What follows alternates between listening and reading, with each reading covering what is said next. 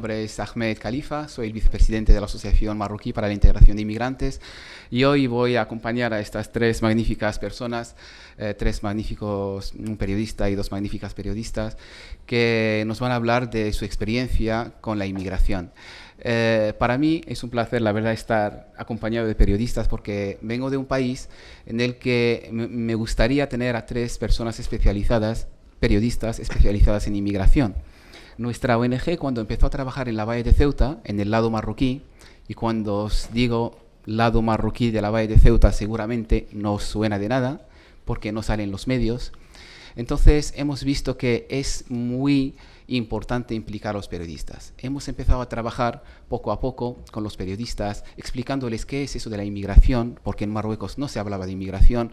Hemos empezado a invitarlos para que nos acompañen en las campañas de ayuda humanitaria en el bosque de Beliunes, en Tetuán, entre Tetuán y Ceuta, y ha sido difícil. Hemos creado una figura dentro de nuestro equipo de una responsable de comunicación y a través de esa persona, era una joven, creo que eran de 24 años, hemos conseguido implicar a muchos periodistas. A través de eso hemos conseguido presionar en la vida, entre comillas, pública de Marruecos en el tema de inmigración. Hemos conseguido muy poco, pero hemos conseguido que otras entidades se impliquen en la inmigración. Otras asociaciones vean que hay que trabajar el tema de la inmigración. Y eso gracias al trabajo de comunicación y a los periodistas que nos han acompañado en ese trabajo. Por eso hoy es un placer para mí estar aquí en esta mesa, pero el protagonismo lo tienen ellas y él. Así que voy a pasar directamente a presentarlos. Ella es Lola Hierro, la primera en la mesa. Lola Hierro es, bueno, tiene un blog muy bonito y tiene una página web que se llama lolayerro.com, pero ella habla de sí misma de una forma, dice, soy Lola y soy periodista, escritora, bloguera, fotógrafa y viajera. Vivo en constante aprendizaje para desempeñar mi oficio de manera honesta y rigurosa.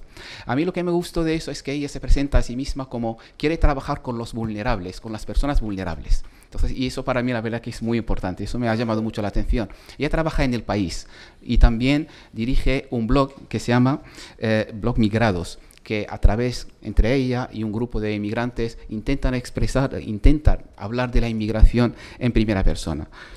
Tiene un currículum, la verdad, brillante, trabaja, bueno, desde enero forma parte de Planeta Futuro e imparte talleres sobre periodismo humanitario en la Escuela de Periodismo del País. Así que no voy a extender mucho porque tiene un currículum de 2 páginas, pero os dejo con Lola. Hola, ¿qué tal?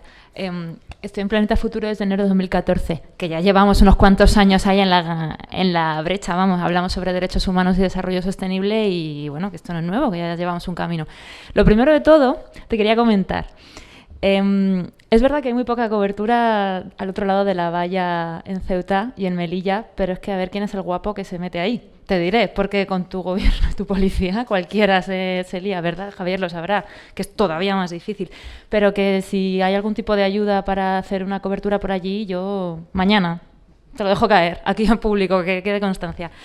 Y bueno, lo primero de todo, ya dicho esto, quiero dar las gracias a la Fundación por haberme invitado. Me encanta hablar, y me encanta hablar en público, y me encanta hablar de periodismo y de migraciones y ver que hay gente que está interesada en las dos cosas. Entiendo que por eso que estáis aquí. Y me encanta ver gente joven. Supongo que aquí habrá varios estudiantes y recién graduados o a puntito de graduarse. Entonces, bueno, esta mesa se llama El Punto de Partida. Yo le pregunté a Ahmed qué tenía que hablar y me dijo que tema libre, entonces lo he interpretado a mi manera.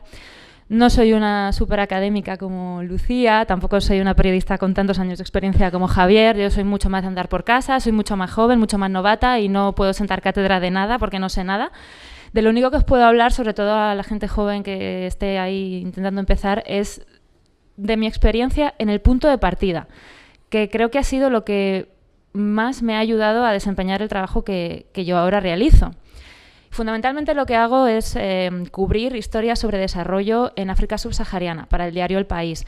Y eso, gracias a esto, pues he podido viajar por varios países africanos, más abajo de Marruecos, pues muy abajo, y me ha permitido aprender mucho, sobre todo aprender, diría.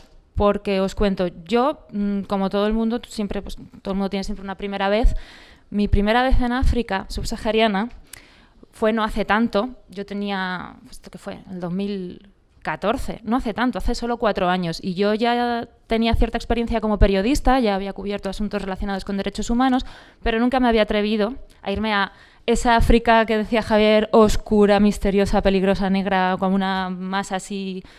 No sé cómo deciros, creo que me entendéis todos porque creo que en este país todos nos hemos educado con un montón de prejuicios o más bien una desinformación muy grande, porque en el colegio como mucho nos han enseñado los países y las capitales, el lago Victoria y el Kilimanjaro y ya, y ya.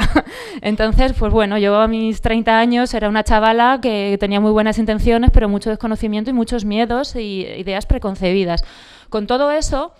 Después de hacer una sustitución por una maternidad en el país y de quedarme con las ganas de un viaje que nos habían invitado a Etiopía y que al final no pudo salir, pues como me frustré porque yo ya me había hecho la idea, cuando acabó la sustitución cogí una mochila y yo me fui.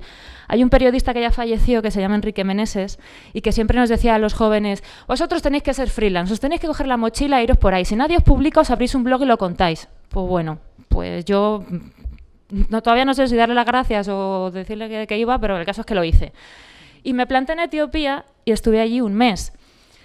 Pues, bueno, la primera noche me la pasé llorando como una Magdalena acordándome de mi madre, porque yo decía que qué narices había ido yo a hacer a Addis Abeba, que me recibió de noche lloviendo, con un montón de negros con tapas con mantas mirándome así, y yo más perdida que una cabra en un garaje, la verdad. Pero bueno, al día siguiente salió el sol y yo empecé a trabajar y mal que bien me había organizado muy bien el viaje en España, había hecho una preproducción muy minuciosa y empecé a quedar con gente, a hacer entrevistas, a visitar esto, aquello, a conocer. Y este fue el primero de un montón de viajes, un montón de kilómetros, un montón de autobuses por carreteras polvorientas, pero también por autopistas muy decentes, que eso también lo tiene África. Y fue el inicio de un aprendizaje en el que hoy sigo metida. Y fue lo que me hizo ver que para hablar de migraciones aquí, que era lo que a mí en principio me interesaba y de lo que había hablado un poquillo más, es muy importante conocer a las personas de las que se está hablando y de dónde vienen. Porque nosotros aquí en España tenemos el relato desde que saltan la valla o se bajan de la patera en adelante. Pero lo que hay detrás no lo cuenta nadie. Y esas personas no son números ni son negros con mantas, como siempre vemos en las fotos, son personas que detrás tienen familias, tienen una historia y que no necesariamente tiene que ser mala, porque es verdad que mucha gente huye de un montón de cosas tremebundas, pero hay otras personas que no, que simplemente quieren mejorar económicamente y no hay ningún problema en ello, por lo menos yo no se lo veo.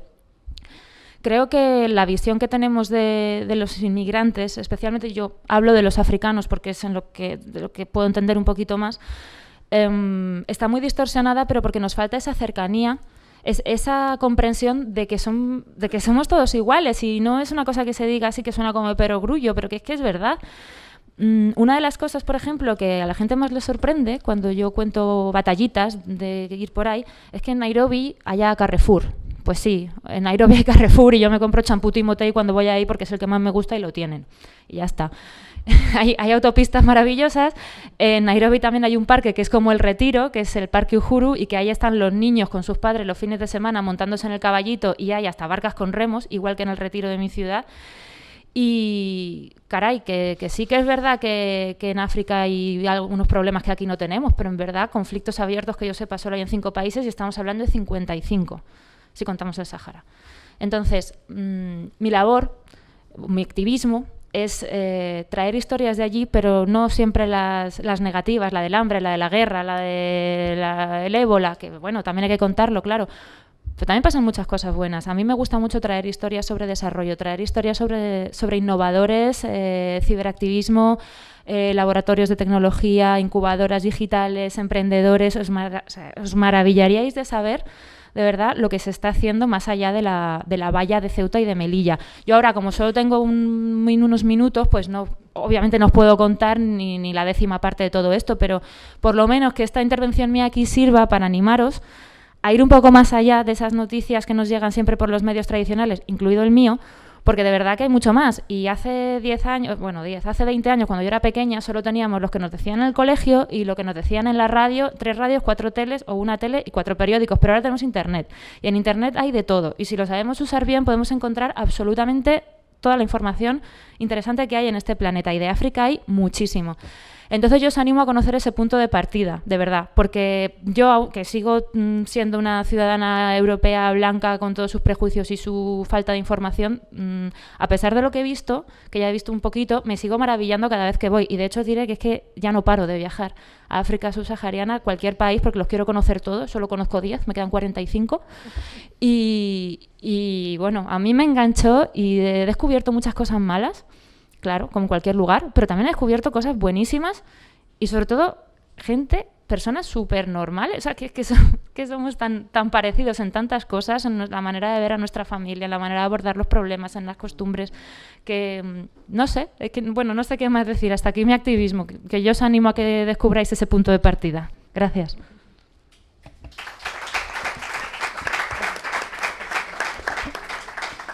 Muchas gracias, Lola. Pasamos a hablar con Lucía. Ella es Lucía Benítez, doctora por la Universidad de Sevilla, premio extraordinario de doctorado de la Universidad de Sevilla y premio RTVA a la mejor tesis doctoral de comunicación.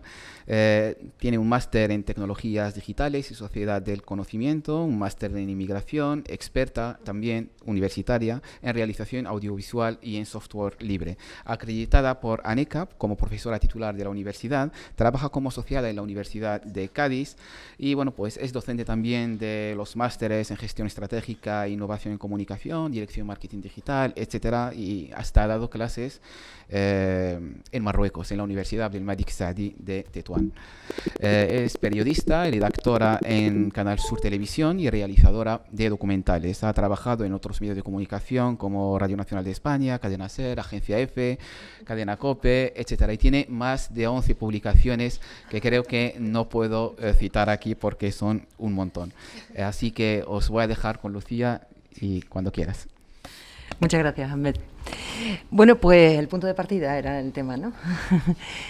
Yo voy a contar cuál era el punto de partida. El punto de partida, yo lo recuerdo la primera vez que tomamos imágenes en televisión de la primera patera.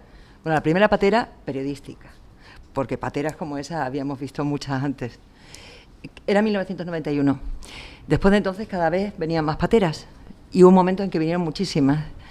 Había una ley, se negociaba una ley en España, en ese momento la ley de extranjería, y entonces se regulaba la visibilidad de las pateras en el estrecho.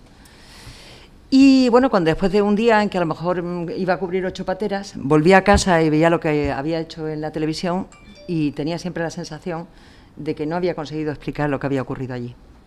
En realidad nunca lo he conseguido explicar. Así que fui al punto de partida. Entonces, bueno, ya había viajado por algunos países africanos, había hecho proyectos de cooperación y otro tipo de cosas. Y un día, en un viaje en Camerún, cerca del Monte Buea, estábamos con una familia de pigmeos, habíamos estado allí unos días. Entonces nos ofrecieron ir a cazar. Y estuvimos toda la mañana cazando y cazaron unas ratas enormes que les gustan mucho. Y cuando nos sentamos a descansar, no hablaban ninguno, ni francés, ni inglés, ni nada parecido, pero bueno, medio en señas y alguna palabra suelta que sí conocían, nos preguntaron que si nosotros cazábamos. Y nosotros les dijimos que sí, que nosotros cazábamos. Y entonces nos preguntaron que cómo nos comíamos las ratas, y les dijimos que no nos comíamos las ratas. Y entonces ellos consideraron que era una locura cazar ratas y no comérselas. Y intentando encontrar la explicación a la situación, nos dijeron, es que algo así como que nosotros teníamos armarios de comida. Y claro, nosotros le dijimos que sí, pero que para eso hace falta comprarlo, ¿no? Y entonces dijeron, claro, pero ustedes le tocan a las paredes y salen billetes. Es verdad que era una familia aislada de pigmeos y es verdad que no es esa la única historia. Pero bueno, eso me llevó a la siguiente pregunta. Bueno, ¿la televisión que yo hago para qué sirve? Digo, porque a mí me parece que no todo el mundo la entiende. Y fue por eso, por lo que, bueno, además de estudiar migraciones, entonces hice un máster en migraciones y tal, pues también me planteé el tema de mi tesis, que es la recepción transnacional de la televisión como estímulo de las migraciones. Y entonces me recorrí Marruecos enteros preguntándole a la gente que qué veía en la tele, qué entendía que era Europa, qué entendía que eran los países árabes, porque no solamente preguntaba por las televisiones occidentales, preguntaba también por las televisiones árabes, que cada vez tienen muchísimo más peso en Marruecos, y bueno, hice encuestas, entrevistas, grupos de discusión, etcétera, etcétera. Y bueno, el resultado es, la verdad, es muy diferente a la imagen que nosotros tenemos aquí de por qué emigran, ¿no? No es exactamente dinero. Es más, hay muchos países muy pobres en África donde no hay migración siquiera. En general, todos los países que emigran son países que tienen un cierto nivel de desarrollo. Pero hay un efecto que era el que me había llamado la atención, que además hay un antropólogo hindú, Appadurai, que él lo llama paisajes mediáticos, ¿no? Y los define como la distancia que se abre entre dónde estás tú y lo que te muestra la televisión. Y hay muchos lugares del mundo donde la televisión se ve en un sitio donde no hay absolutamente nada alrededor. Y claro, cuando ves que hay un mundo que se te promete cada día en la pantalla, tienes otros motivos para marcharte. El resultado de aquella investigación fue que la gente piensa y vienen por dinero, pero también vienen por calidad de vida, vienen porque buscan mejor sanidad, vienen muchísimo por educación, muchísimo, más de lo que cualquiera podría pensar. Vienen atraídos por un mundo que no conocen y vienen y temen también mucho desengañar a los demás sobre qué supone esa travesía, porque una de las cosas curiosas que aparecía en el estudio era cómo en cierto sentido se mienten o se engañan, ¿no? Es decir, a nadie que ha venido a Europa le gusta decir que su aventura fue mal, ¿no? O a nadie que cómo fue de duro su viaje. No les gusta presumir allí de eso. Les gusta nada más que contar lo bien que les va, ¿no? Y bueno, eso también crea una especie de abismo en el que en cierto sentido nos encontramos, ¿no?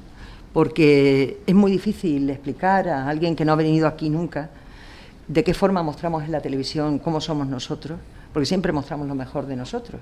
Ya sabemos que quien tiene el mensaje hace lo mejor posible de su discurso, ¿no? Y se muestra de la forma más positiva posible, ¿no? Entonces, cada vez que hablamos de, yo qué sé, de Los Ángeles o de Hollywood, nos recordamos que hay suburbios en Santa Mónica, ¿no? O cada vez que contamos contamos París y sacamos la Torre Eiffel, no contamos los barrios de París que hay veces que arden, ¿no? No contamos otras cosas, ¿no? Entonces, la responsabilidad que tenemos cuando construimos mensajes, cuando mostramos un mundo, que no siempre tendemos a idealizarlo, evitamos mostrar lo feo, evitamos mostrar los inconvenientes, ¿no?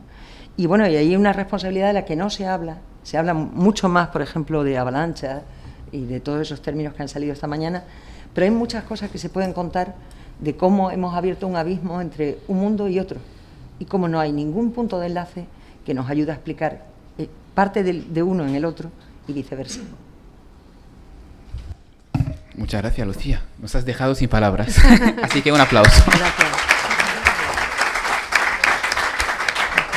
Mis acompañantes hablan muy poco, así que en el debate tenemos que hablar y preguntar mucho.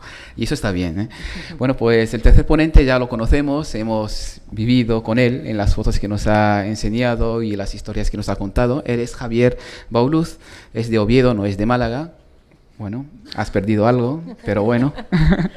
Es fotógrafo, reportero español, el primer español que ha recibido el premio Pulitzer, es fundador y director de Periodismo Humano, un medio de comunicación digital con enfoque de derechos humanos. Desde marzo de 2010 está trabajando en eso. Además, dirige documentales y produce exposiciones desde la productora Piraban. Javier recibió el premio junto con otro compañero de Associated Press por su trabajo fotoperiodístico en Ruanda. También ha recibido otros importantes reconocimientos profesionales como el premio Godot de fotoperiodismo en 2001, el premio Libertad de Periodismo, el primer premio internacional de periodismo Julio Fuentes, el premio Fotopress, el premio Periodismo y Derechos Humanos. Así que un hombre muy importante en el campo del fotoperiodismo. Es director del Encuentro Internacional de Foto y Periodismo de Ciudad de Gijón y desde el año 1997. Como periodista es autor de los libros Sombras en Combate en 1992, Ruandas, Amor en tiempos de cólera, y forma parte del grupo de 10 fotoperiodistas españoles, autor de Latidos de un mundo convulsivo. Javier, es un placer escucharte, ha sido un placer escucharte y vamos a seguir disfrutando de tu intervención, así que cuando quieras. Dios mío, teníamos poco tiempo para andar leyendo currículum.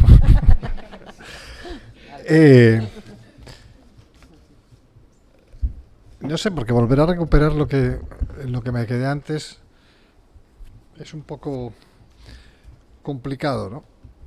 Yo no sé si conocéis un libro que se llama Aquellos hombres grises, que no, bueno, yo lo encontré de casualidad, ¿no? Que es es un libro sobre un batallón como de 200 policías alemanes durante la Alemania nazi, que fueron enviados creo que era Polonia, a empezar a matar judíos a mano, ¿vale? Y en un año, antes de los campos de concentración y todo esto, ¿no? De exterminio y demás, en un año mataron, creo que eran 36.000, como digo, a mano, o sea, casa por casa, buscándolos en los bosques, etcétera, etcétera. Y este libro lo que trata bueno, el título lo explica un poco, aquellos hombres grises eran como, llamémosle, personas normales, no eran unos nazis exacerbados por el nazismo. Bueno, eran ciudadanos normales que de repente pues estaban en esa policía y los mandaron allí. Y bueno, y va contando un poco qué hacía cada uno de esos, el teniente y el otro y no sé qué, porque sí es de las pocas historias que sí están muy bien documentadas históricamente, porque fue uno de los pocos bajos, digamos, criminales de bajo nivel, por llamarlo así, no los altos dirigentes, que hubo un proceso que al final prácticamente quedó en nada, y que tuvieron que ir incluso a declarar 200 de ellos ante la justicia, etcétera, etcétera. Y con todo eso hace cuenta realmente qué hacían y luego hace una reflexión, o un análisis más bien, sobre los distintos grupos de cómo actuaron dentro de ese mismo grupo, ¿no? De ese mismo grupo. Pues había que unos que lo hacían con gran alegría, digamos, y dedicación, lo de matar. Otros que, bueno, si lo mandaban, pues lo hago. Otros que sí, que se intentaban escaquear. Y algunos incluso que se opusieron a hacer determinadas cosas, ¿no? Y bueno, yo creo que es muy interesante porque esa pregunta que por lo menos yo me he hecho muchas veces: ¿cómo llegamos a convertirnos en monstruos, los humanos? Porque todos estos tenían familia, eran llamémosle, gente normal, igual que muchos de los SS de Auschwitz y demás, ¿no? Yo estoy un poco preocupado no solo por el pasado, sino por el futuro, porque la sensación que da con tantos datos y tantas luces rojas es que vamos a repetirlo. Yo ahora saqué una historia, yo voy saltando, pero bueno, de alguna forma vais pillando algo, ¿no? Una historia sobre Nicaragua que se titulaba ¿Cómo no nos dimos cuenta que se estaban convirtiendo en monstruos?, referida al presidente y su esposa vicepresidenta. Y me lo decía llorando una anciana combatiente histórica sandinista contra Somoza en una de la primera semana de manifestaciones, cuando ya habían matado digamos los orteguistas, un montón de chavales, ¿no? Que esa mujer sandinista que se había jugado el pellejo para echar a Somoza y arma en mano combatir contra eso, te diga cómo no nos dimos cuenta que nuestros dirigentes históricos, vamos, por lo menos desde la revolución, Daniel Ortega, y bueno, cómo se han convertido en monstruos. Y luego hizo otra frase que es una matización, pero creo que importante. ¿Cómo les dejamos ir haciendo tantas cosas, tantas pequeñas cosas? ¿Cómo les dejamos pasar tantas cosas, ¿no? O sea, si ahora lo ves, empiezas a ver la historia de Nicaragua de los últimos 15 años, y hay un montón de datos, ¿no? De cosas que viéndolos ahora, de lo que está pasando, pues bueno, tampoco nadie lo predecía, porque fue como un shock para muchísima gente, ¿no? Pero eso coincide con una entrevista de un de un profesor alemán en un libro que lo intenté buscar el otro día y no sé, bueno, que creo que se llama Los alemanes 1950, creo, porque lo intenté volver y no lo encontré y no tal. Ese profesor alemán era una entrevista con un profesor alemán sobre el nazismo, ya pasado, ¿no?, todo el tema.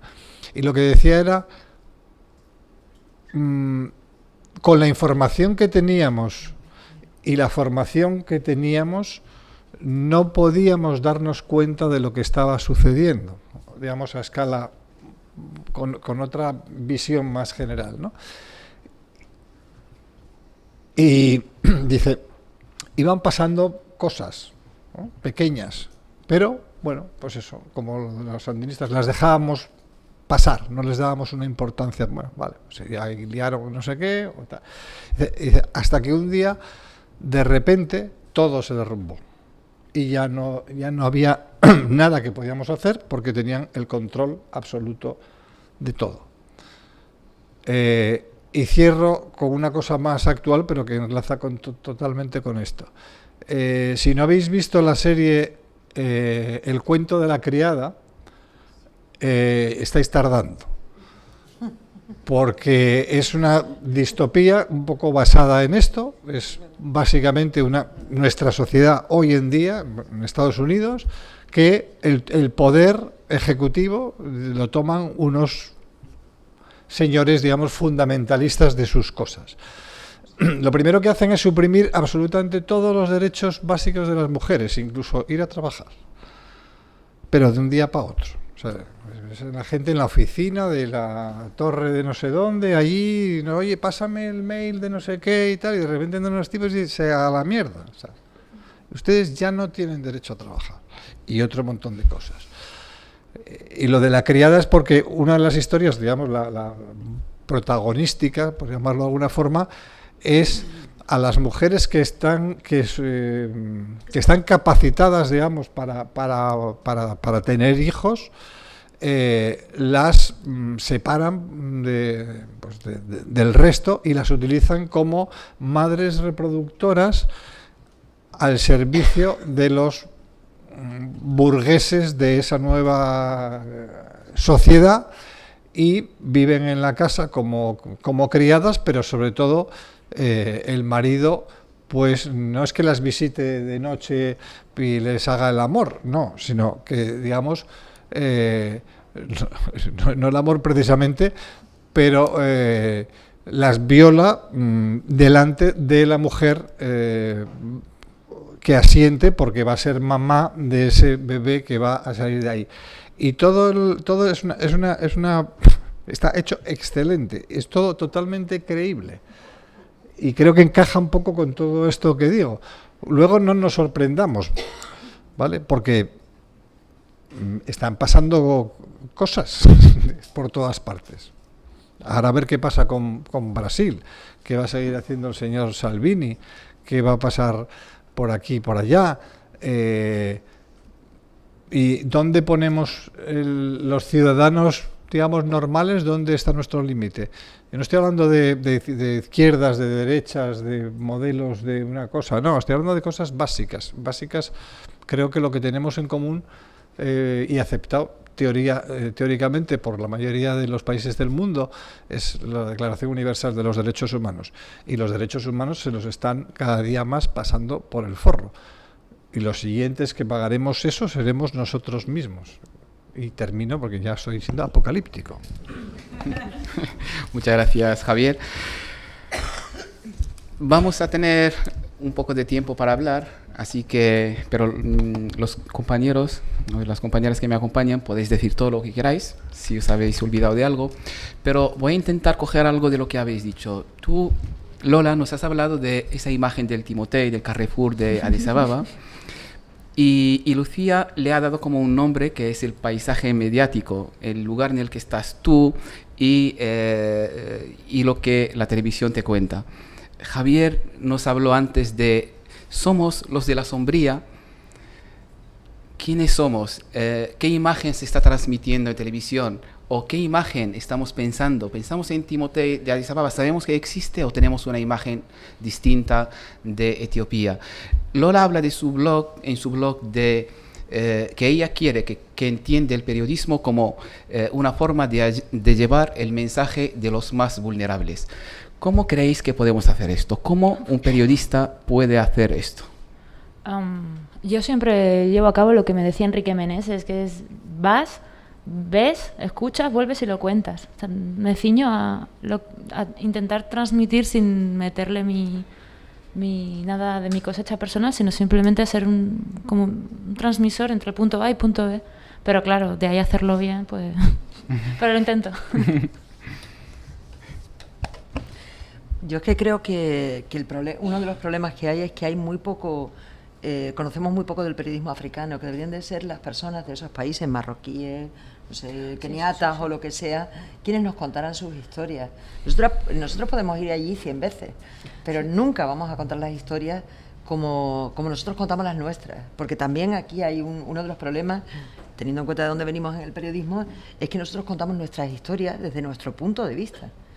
Y nuestro punto de vista, teóricamente, está aquí, y muchísimo más, mientras más local es el periodismo, muchísimo peor. Entonces, porque ya eres capaz de distinguir hasta desde quién es de la provincia de al lado, o cosas así disparatadas, ¿no? Y entonces el problema es que nunca hemos recibido suficiente información de qué ocurre en países africanos de propia voz, que es necesario. Y aparte de eso, hay un déficit crónico de una falta de periodistas españoles, europeos, occidentales y tal, en países africanos. En los últimos años es verdad que ha cambiado la cosa y hay más información de determinados sitios. Se nota una diferencia respecto a lo que era hace 20 o 30 años. Pero son dos cosas que faltan y son importantísimas. Sí, Solo una cosita. Lo que me parece fascinante es... Perdón. Micro. Mira que la había tirado.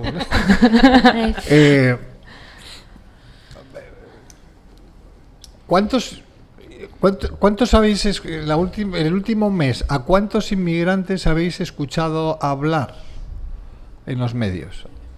A ellos. ¿Os acordáis de alguno que dijera una frase o dos o le dejaran hablar un minuto? De todas formas, no? Javier, yo te digo porque he estado mucho tiempo trabajando en el terreno, hace años sí nos dejaban entrevistarlo. Claro. Y hubo un momento en que aquello se convirtió, y por supuesto estaba manipulado políticamente, pero es que incluso ahora en determinados, polideportivos que este verano han acogido a inmigrantes, ya viene Cruz Roja y te dice que no puedes entrar, o que no sé qué. Entonces, ¿por qué nos ocultan a los periodistas que podamos hablar con las personas? ¿Por qué no podemos fotografiarlas cuando están aquí? No, es que es por su derecho de imagen. Y dices, no, mire, pues derecho de imagen lo tendrá el poseedor de ese derecho a la pregúntele de mi parte, y si da permiso o quiere o no. Pero no se convierta usted en el pero es un modo de ocultamiento continuado. Y ahora ha cambiado un poco aquí, por ejemplo, porque los compañeros que han estado trabajando aquí en la llegada de pateras y demás, les han puesto hasta barricadas de contenedores las autoridades para que no pudieran fotografiar a los inmigrantes y los ponían, pues imagínate, de aquí a allá. Y dices, ¿qué vas a sacar más que una maraña de nada? Y si encima te fastidian. Ahora ha cambiado un poquito, parece ser porque lo he visto y me lo han comentado, un poco más cerca. Pero ¿por qué no pueden hablar? ¿Por qué no salen? ¿Por qué, más allá de los periodistas africanos y tal, estos están aquí? Es muy fácil. ¿Cómo se siente usted cuando... Bueno, ya está. Porque el poder se apropia de ellos, claro. Se apropia de su imagen, se apropia de su voz. Y ha ocurrido muchísimas veces. Yo antes he mencionado de pasada que alrededor del año 2000, que primero fue la aprobación de la ley de extranjería y luego su reforma en muy poco tiempo, antes de la ley se podía fotografiar, hacer reportajes, entrevistar a quien quisiera. Justo después de la ley no se podía ni entrevistar, ni hacer fotos, te ocultaban, igual que antes te llamaba, por ejemplo, la Guardia Civil para decirte que habían llegado inmigrantes, un año después no te llamaban. Es más, si tú preguntabas te decían que era mentira, ¿entiendes? Porque como la ley era un éxito, había que demostrarlo. Entonces se apropian de eso y efectivamente hay mucho filtro y ese hecho se está produciendo, pero se ha contagiado y se convierte en una especie de causa social. Porque allí en Cádiz sé que ha ocurrido, aunque yo ahora no me dedico al periodismo, sé que ha ocurrido que uno de los polideportivos, que bueno, las personas están al cargo de Cruz Roja, y era Cruz Roja la que decía que no podían entrar periodistas. Eso me ha pasado a mí. Sí, sí. En Almería, haciendo un reportaje, precisamente intenté hablar con unos chavales que estaban alojados en un centro de la Cruz Roja y me prohibieron completamente la entrada. ¿Qué hice yo? Pues nada, me senté en la acera de enfrente a esperar. Y cuando salieron 2 chavales, hola, ¿os importa hablar conmigo? Yo soy periodista, estoy haciendo esta historia, no sé qué, no sé qué. Pues ningún problema. Fotos, hablar, lo que... Vamos, que seguimos en contacto 4 años después y sin ningún problema. Pero eso yo generalmente me lo suelo encontrar también. En Tánger, por ejemplo, hace poco he encontrado muchísimas dificultades para abordar el tema de menores en situación de calle. Con todas las precauciones, porque son menores, por supuesto, pero llega un punto que es que nadie te permite que te acerques ni que preguntes absolutamente nada. Me lo dijo una cooperante española, me dice, aquí no vas a sacar nada. Me lo dijo así. Y bueno, no sé, habrá gente que hará su trabajo, pero también hay que dejar que se haga y enseñar. Y luego, al hilo de lo que decías de que no hay suficientes periodistas españoles allí y también que no traemos historias de periodistas africanos, en este caso, desde allí. Hace un par de años hubo un congreso en Madrid de periodismo España-África y vinieron un montón de periodistas de varios países, de Uganda, de Kenia, de Senegal, yo qué sé, vinieron un montón de Sudáfrica. Fue muy interesante porque ellos, cuando ven cómo contamos las noticias sobre África, es que flipan. Claro. Porque como la mayoría de cosas de las que hablamos son unas desgracias tremendas, pues hombre...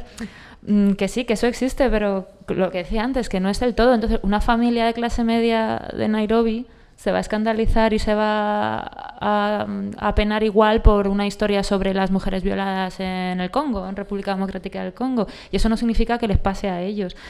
Y bueno, a raíz de esto intentamos hacer una cosa que me salió mal, pero lo intentamos, que fue contar con más periodistas africanos para que publicaran en El País, en Planeta Futuro.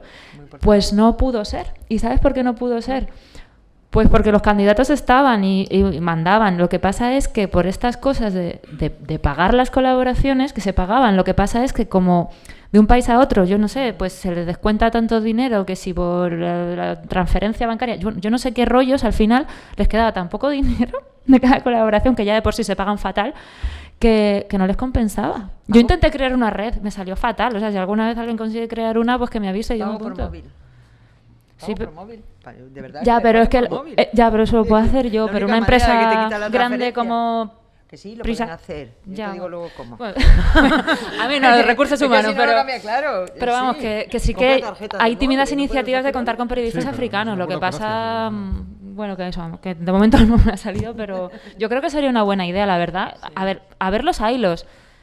Y simplemente hace falta pues que se traduzca. Nosotros, bueno, pedíamos textos en francés o inglés, se traducen al castellano y se publican y ya está. Yo creo que se puede hacer. Gran parte de la incomprensión que hay es que mientras ellos escuchan nuestras historias contadas por nosotros, claro, nosotros nunca escuchamos sus historias contadas por ellos. Claro. Entonces, nuestras historias, ellos se han acostumbrado a hacerlas comprensibles, que no es que sean comprensibles, que ya te estaba contando lo de la familia de pigmeos, que por supuesto es un caso aislado, pero no, lo nuestro no se explica bien, nosotros tampoco entendemos tan bien lo nuestro, por mucho empeño que tengamos en ir allí, y por mucho que convivamos, hay muchas cosas que se nos escapan, necesitamos que nos las expliquen. Sobre todo, pues, a ver, yo no controlo lo que pasa en mi ciudad, en Madrid, he nacido allí, yo tengo 35 años, voy a saber lo que pasa en Etiopía, que he ido 3 veces. Claro, es que es imposible, por mucho que lo intente. Bueno, pues vamos a abrir un turno de intervenciones de la sala. Yo quiero hacer una pregunta. ¿Hay alguien que sepa dónde tienen los cadáveres de los últimos muertos en las pateras? Yo no.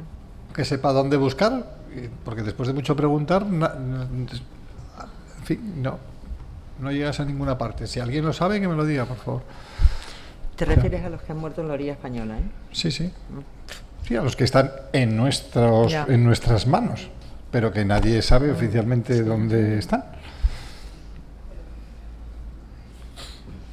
Parece ser que nadie de aquí No. Pero Preguntas, intervenciones, reflexiones, tenemos unos de 15 a 20 minutos. Que si no, seguiré yo preguntando. Yo tengo una pregunta. Así, tiene una pregunta. Para Javier y para la gente, igual que tú has preguntado. ¿Tienes noticias un poco así al detalle de esa valla que quieren construir ahora en Santander? Tú que eres hombre de vallas y fronteras, que te las conoces todas. Porque yo he visto algo por ahí publicado, pero esto que la Autoridad Portuaria de Santander va a construir una valla. Pues sí, pues las harán. Y en Bilbao ya hay. En Bilbao ya hay, pero esto ha sido una noticia de esta semana o la semana pasada y bueno, yo es que he alucinado, claro. Yo lo que voy a hacer es meterme en el negocio de las vallas, porque... Oye, ese reportaje salió... Es un negocio que va bien. Las empresas que construyen las concertinas estas, que están en España, de hecho... Vaya. Sí. Les va muy bien, ¿no? Me han dicho. Cortan bien. Yo nunca les llamo concertinas, porque es otra de esas palabras que parece que son unos señores tocando una concertina o algo así. Cuchillas, básicamente. Cuchillas, sí. Que cortan gente. Sí. ¿Alguna intervención? Pues mira, voy a molestar un poco. Aquí hemos hablado muy bien de periodistas, pero algunas veces nosotros en las ONGs nos quejamos de los periodistas. Te hacen un reportaje y te crees que has solucionado los problemas del mundo, pero al final el periodista sabe lo que le da la gana. ¿Cómo podemos hacer con ese tipo de periodismo? Evitarlo. Evitarlo, sí. Es muy difícil, también hay que comprender muchas cosas, ¿no? Que normalmente, sobre todo en el periodismo local, bueno, pues la gente no está especializada y se dedica a 500 cosas. Y bueno, las condiciones de trabajo cada vez son peores, el sueldo cada vez es peor, no hay tiempo, bueno. Lo mejor es crear una red, ¿no? En la que haya una comunicación fluida y que encuentres periodistas cómplices con tu causa y que bueno, que estén un poco al tanto de lo que hacéis en lo cotidiano. Yo te diría que busques referencias. No sé si se te acerca se escribe algún periodista que quiera abordar tal historia que es un poco sensible, sobre todo pues así temas menores, mujeres víctimas de violencia sexual, este tipo de cosas que son tan delicadas. Pues no sé, buscar referencias a ver cómo es su trabajo. A mí me pasó una vez precisamente con Médicos del Mundo, la primera vez que trabajé con ellos, un tema muy delicado sobre trata en Almería, en los invernaderos, trata de mujeres, y me reconocieron, bueno, se vino conmigo la directora de comunicación de Médicos del Mundo en Madrid por entonces, y me dijo, mira, no me conocía, ¿no? Y me dijo, te voy a acompañar porque es que la última vez que ayudamos a un medio a hacer un reportaje de este tipo fue una televisión, no me quiso decir cuál. Y bueno, por supuesto está terminantemente prohibido grabar a las mujeres porque están amenazadísimas, son víctimas de trata, están metidas en redes y bueno, es un follón, están metidas en un infierno de vida. Y grabaron a escondidas y publicaron las imágenes, con todo el riesgo que eso implica. Hay mujeres que han denunciado a sus tratantes, que están escondidas, etcétera. Y después de eso, obvio, no se fiaban de nadie. Bueno, yo dije, vale, claro, perfecto, vamos juntas. Estuvimos 4 días trabajando juntas. Yo, por supuesto, no saqué ninguna foto ni nada, porque también os digo que prefiero quedarme sin un reportaje que joderle la vida a alguien, porque ante todo soy persona antes que periodista. Y ese reportaje salió sin fotos. Lo siento, pues no la subo en este caso, porque no supe yo de qué manera abordar esto sin... Bueno, hubo alguna foto, pero nada de Pulitzer, vamos, y nada que pusiera en riesgo a ninguna mujer. Y en este caso, bueno, me ayudaron a pesar de la mala experiencia anterior, pues no se fiaban, vinieron conmigo, ahora sí se fían, tal. Ellos me acompañaron a mí, fue así. En otras ocasiones es verdad que ha habido algún compañero que anteriormente ha hecho un mal trabajo y luego a mí por eso no me han querido ayudar.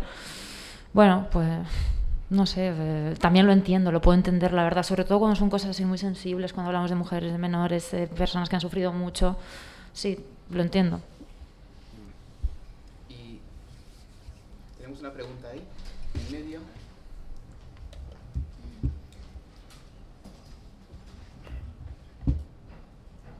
Perdona que te había interrumpido, que ibas a hablar ahora mismo, discúlpame.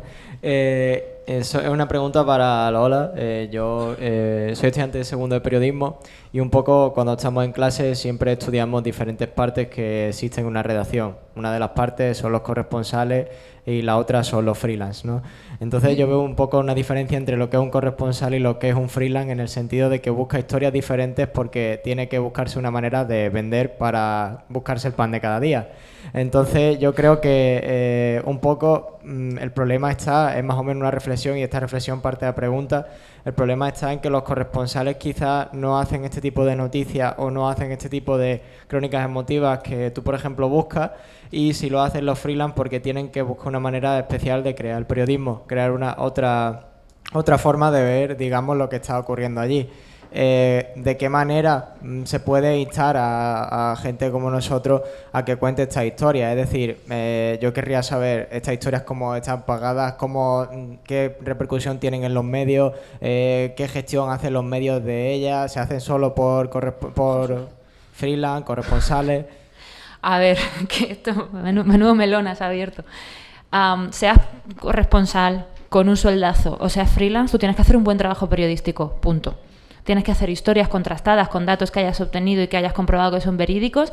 Tienes que contar las historias que tú quieras sin faltar al respeto a nadie, sin faltar a la verdad de nadie, y ya está. Yo no creo que los freelance hagan unas historias y los corresponsales otras. Yo creo que va más con la persona y la profesionalidad de cada uno. Y hay freelance que son buenísimos, hay freelance que son malísimos, porque también lo digo siempre a mis colaboradores, irte al culo del mundo no te hace un buen periodista, eso es así. Y hay corresponsales muy vagos, porque tienen su sueldo todos los meses, ¿y para qué? Y hay corresponsales que son buenísimos y se lo curran, y a pesar de que tengan su sueldo y todo lo que quieras y esa comodidad, siguen ahí escarbando y buscando historias. Yo nunca he sido corresponsal, entonces tampoco te puedo... Y no suelo tratar mucho con los corresponsales del país, trato más con colaboradores freelance, y en general la mayoría es gente que se lo curra, claro que sí. Y luego otra cosa, esto de la noticia emotiva o no sé qué, eso es que yo creo que no va por ahí. Nosotros no podemos tirar de la emotividad o el sensacionalismo para que nos lean más. Es que siempre tenemos que tener presente el respeto hacia los demás. Eso es la norma número 1. No podemos decir, bueno, voy a provocar la lágrima fácil con esta historia morbosa que seguro que me la lee mucha gente. No, a ti te tienen que leer porque sea una buena historia. Una cosa es pensar un titular un poco creativo, algo así, para que la gente pinche en esta guerra de clics que hay ahora con el internet digital y con las noticias en los diarios online, pero de ahí a hacer algo sensacionalista, paternalista, de lágrima fácil, y no, eso prohibido, eso no. Tú tienes que contar las historias como son, sin intentar dar pena ni nada, seas lo que seas, freelance, corresponsal, lo que seas. Y se me ha ido lo otro que iba, se me ha ido. Te iba a decir otra cosa al respecto. Así, otro compañero ya muy veterano que se llama Ramón Lobo, que no sé si lo conoceréis, otro gran periodista que también está en Ruanda, como Javier, en una charla que me dio a mí otra gente hace muchísimos años, él nos decía que para que nuestras historias, digamos, acerquen a los lectores con los protagonistas de nuestras historias, tenemos que demostrarles que no estamos tan lejos como pensamos. La cercanía y la empatía es lo que hace que nos metamos y eso nos interese. ¿Por qué las historias de las noticias sobre cáncer de mama siempre son las más leídas en los medios? Porque, por desgracia, todos tenemos en la familia a alguien que lo ha sufrido. Una madre, una hermana, una hija.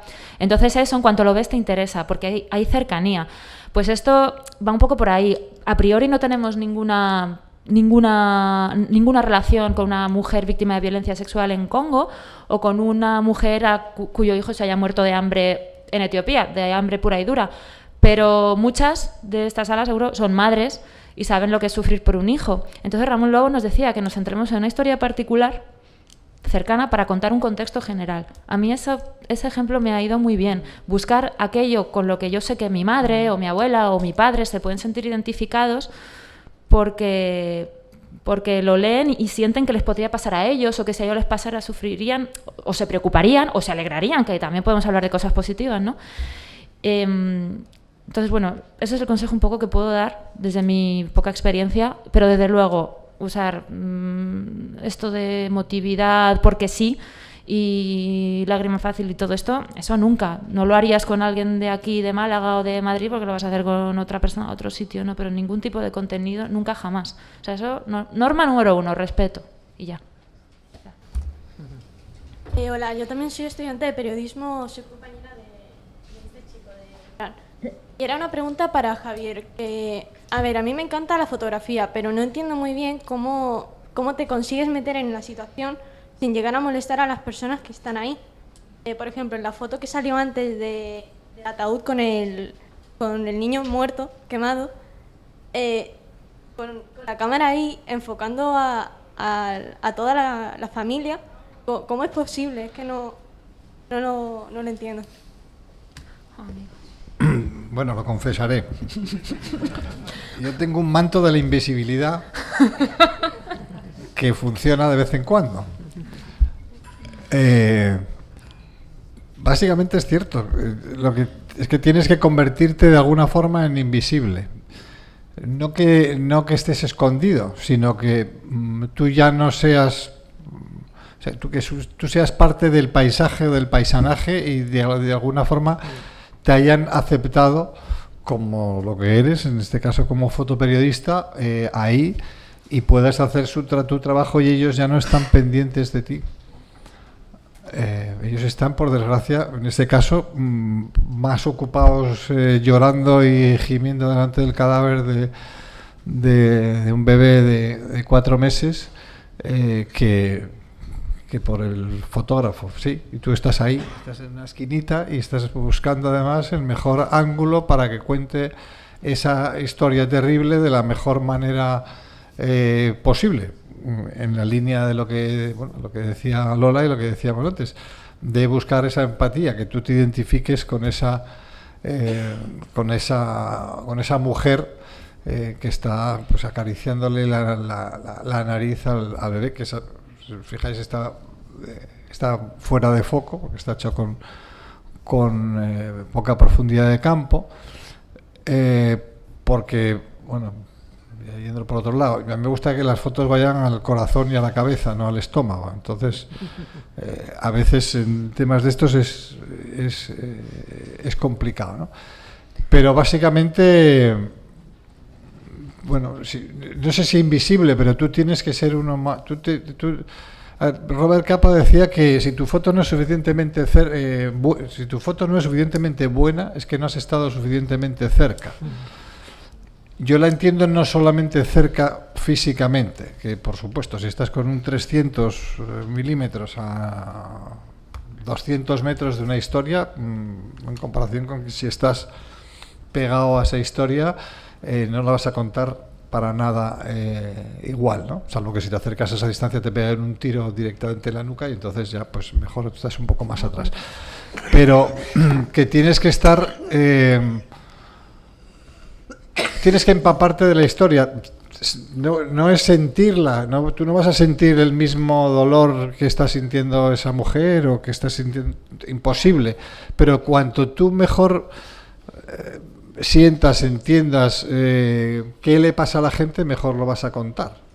Si lo haces, como digo, con un teleobjetivo de lejos, tú eres eres una máquina con una distancia muy fría entre eso. Si tú en ese grupo, en esa historia, has conseguido el acceso, que para mí es uno de los fundamentos en realidad lo que preguntas es cómo consigues el acceso a unas situaciones como esas, pues...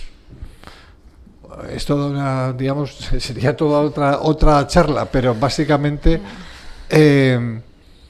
haciendo lo que deberíamos hacer todos los días con las personas, sean ministros, sea el camarero, sea el limpiabota, mirarlos a la cara y tratarlos como personas. Y inmediatamente hay una empatía que te funciona desde con un alto funcionario de no sé qué, si es medio normal, medio humano todavía, como con cualquier otra persona. Y eso funciona en la vida normal. Si tú tratas al panadero como el panadero y no como Manolito, no hace falta que te sepas su nombre, ya está. Entonces tú llegas a un grupo, una situación, etcétera, etcétera, y bueno, te relacionas y al cabo de muchas veces de muy poco tiempo o de poco tiempo, tú eres uno más del grupo, digamos, eres aceptado en ese grupo y además con tu particularidad de hacer lo que haces. Y al mismo tiempo ellos ya están ocupados en su cosa y entonces es lo que te permite captar esos momentos en el hecho que suceden. Porque no es lo mismo caminar con los refugiados por 8 países, con ellos, en los trenes, en las vías del tren, en la montaña, etcétera, etcétera, acompañándolos a ellos y estar en esos momentos que pasan las cosas, cómo ponerte en una vía del tren, y hablamos de distintas clases de periodismo, pues en la frontera cuando iban a llegar a Hungría, pues venían caminando por la vía del tren y entonces ahí de repente había 25 trípodes de cámaras de televisión de noche con focos pegándolo así, ¿no? Que lo que veían, bueno, había gente que no se atrevía a acercarse porque en la oscuridad absoluta lo que veían eran unos focos enormes que pensaban que era la policía. Pero bueno, y entonces salía el señor del micrófono, recuerdo uno de los, y se pasaban unas señoras, pasaban gente en las vías del tren y cámaras ahí alrededor con los focos. ¿Y usted de dónde es? De Siria. Ah, muy bien. Pues esta señora viene y la cámara ya para él. Es decir, el protagonista, él, ¿no? Esta señora viene de Siria y viene caminando por las vías de... ¿Qué me estáis contando? O sea, ¿qué necesidad hay de hacerlo así y tan mal? Eso no te aporta nada, salvo que la cebolla, digamos, el micrófono con el nombre de la televisión esa, sale en su propia pantalla y les dice a sus telespectadores, estamos aquí, estáis aquí haciendo el qué. Ese es no basta estar ahí. O sea, cuenta la historia, cuenta cómo lo está pasando esa gente. Es otro, o sea, en fin, me perdería contando vainas. Ya. Muy bien, bueno, pues ha sido un placer, la verdad, acompañaros a los tres. Os tengo en Facebook, así que os seguiré buscando y...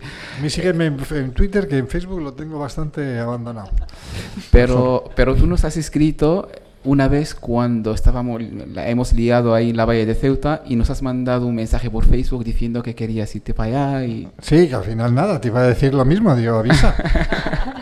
Llevo años queriendo ir ahí, si hay que agacharse, se agacha uno, no pasa nada. Estupendo, pues muchísimas gracias a los tres. Gracias. Gracias.